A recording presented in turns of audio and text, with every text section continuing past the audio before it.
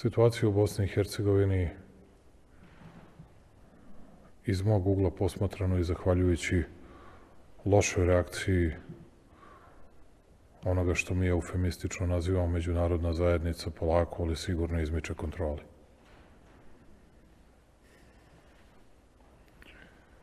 I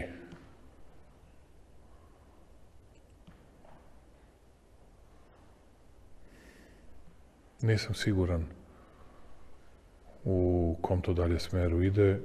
Jasno je da Bošnjaci to vide kao svoju priliku jer imaju ogromnu zaštitu zapadnih sila, kao priliku za drugo poluvreme i odstranjivanje Srba kao pod znacima navoda remetilačkog faktora.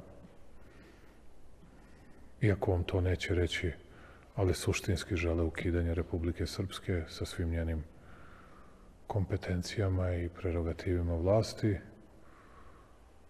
Ono što mene brine još više je činjenica da sam razgovarajući sa predstavnicima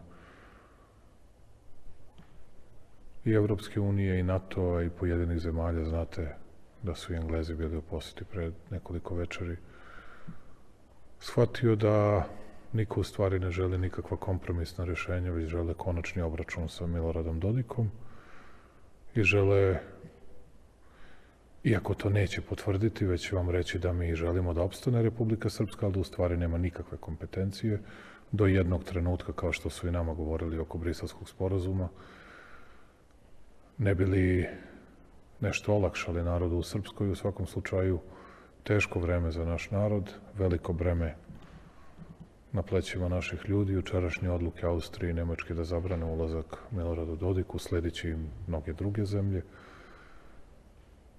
I to samo stvari komplikuje umesto da stvari krenu da se rešavaju. Pretnja poslanika SDA, koje svakako pripada najvećoj političkoj partiji Bošnjaka muslimana u Bosni i Hercegovini, je u kojoj kaže tad moramo da pucamo jedne na druge, na koju niko neće ni da reaguje, jer to smatraju svi potpuno normalnim, jer se čeka to drugo poluvreme, je toliko zlokobna da izražavam strah, javno izražavam strah od tako neodgovornih, tako neozbiljnih i zastrašujućih izjava u nadi da će biti dovoljno pameti da se tako nešto prevaziđe.